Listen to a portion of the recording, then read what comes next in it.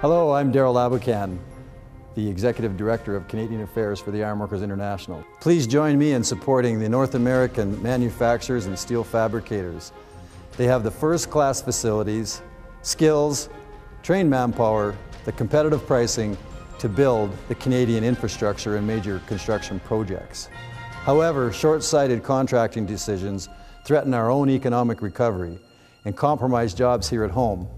In this video, you'll see examples of how our infrastructure dollars are being misused to create jobs and wealth overseas.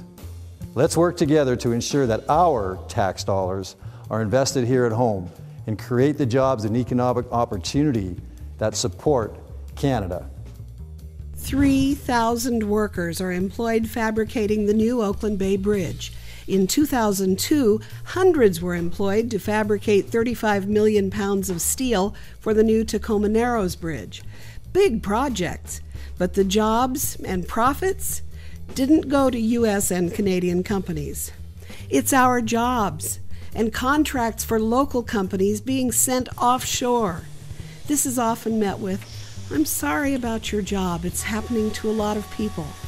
But sympathy doesn't put anyone to work. The decision to buy steel produced and fabricated in China for an Alaska rail bridge funded by the Department of Defense reached a tipping point last year. The Alaskan ironworkers wanted to fight back and take this issue to the people. What followed was a radio commercial telling Alaska it was their tax dollars being exported, robbing its workers of badly needed jobs by handing them over to a foreign country. This is not the time to send more jobs to China. So why is Alaska Railroad and its contractor ordering the steel and fabricating the new Tanana River Bridge in China?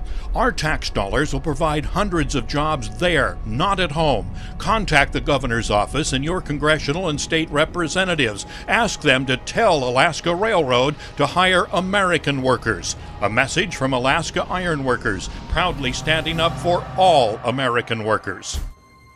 The two-week radio campaign created a firestorm reaction, with Alaskans calling the governor and the state legislature.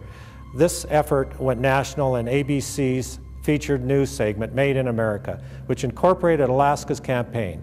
It was later picked up in another NBC cable news show. And as you know, ABC News is always looking for ways to bring American jobs back to America. So this week, it was shocking to learn so many great infrastructure projects are underway in America, rebuilding bridges and roads in American cities, but they've hired Chinese firms and Chinese workers. Why? 2020 anchor Chris Cuomo is the captain of our Bringing America Back team, and he decided to track down those people who made these decisions. Rebuilding America's crumbling infrastructure is now a priority. Help us rebuild this bridge. Help us rebuild America. Help us put construction workers back to work. In New York, a $400 million renovation of the Alexander Hamilton Bridge. In California, a whopper, a $7.2 billion new bridge to connect San Francisco and Oakland. And in Alaska, a proposed $190 million bridge project. Sounds like a great opportunity for government spending to actually lead to real jobs. The problem? Much of the work is going to Chinese government-owned contracting firms. When we're subsidizing jobs in China, we're not creating any wealth in the United States. In Alaska, outraged union workers took to the airwaves with an obvious point. This is not the time to send more jobs to China. Our tax dollars will provide hundreds of jobs there, not at home.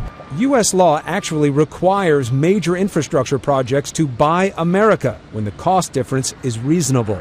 In California, U.S. firms say they would have met those guidelines, but state officials decided to turn down federal money for a major part of the bridge, allowing a Chinese company to get the job at a cost of almost 3,000 American jobs and a potential $1 billion boost to the struggling California economy.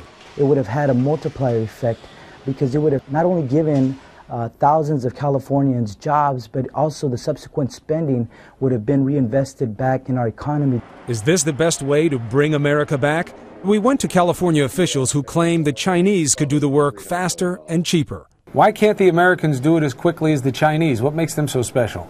One issue that you will consistently hear every time you go to a fabrication site in this country is that they struggle at this point in time to obtain welders. That is an issue in this country. So can you say that you guys have done everything you can to keep jobs here in building this bridge? Absolutely. But would American companies have done it, Chris, for a little less money and tried to race it along? The U.S. firms say absolutely. They say they could have done this job. And there's a bigger point here. It's not a level playing field. The Chinese firms are state-owned. They don't pay their workers as much. That's why the Buy America laws were passed. If states can get around them, Diane, we'll never bring America back. You have to enforce the rules to let American companies play. Manufacturing jobs in America. As you surely know, we saw stagnant growth in the jobs market on Friday with only a net gain of 2,000 manufacturing jobs last month.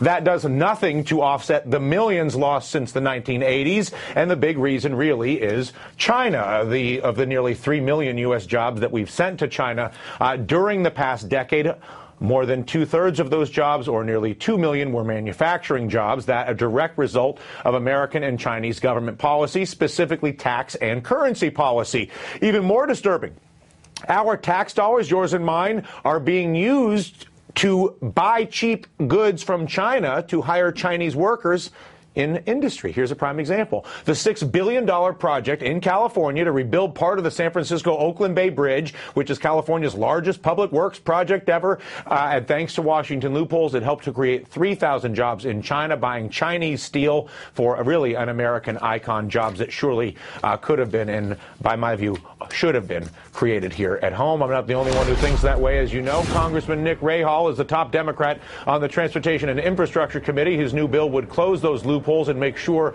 that bridges and other infrastructure projects financed by my tax dollars and yours are stamped made in America, not made in China. And Congressman, how does the bill work? Well, what you've described, Dylan, is just incredulously outrageous. It's appalling. It's downright wrong. And when you see American tax dollars going to put Chinese to work, some 3,000 on this particular project, you just cannot comprehend what's happening here. The news coverage was outstanding, but the message must be taken to our elected officials who need our encouragement to actually do something. Well, I believe that in a lot of cases that the government procurement agents are simply looking at the bottom line price, the lowest possible price, thinking they're getting the best deal for the Canadian taxpayer. And I don't believe that. I believe the best deal for the Canadian taxpayer is the fairest price possible, and a lot of times that should involve consideration for keeping the work at home. We're employing our own people. If we don't employ those people, we're going to end up paying them unemployment insurance. It's absolutely ridiculous to not look at the net benefit of a project. Just the lowest price shouldn't mean anything.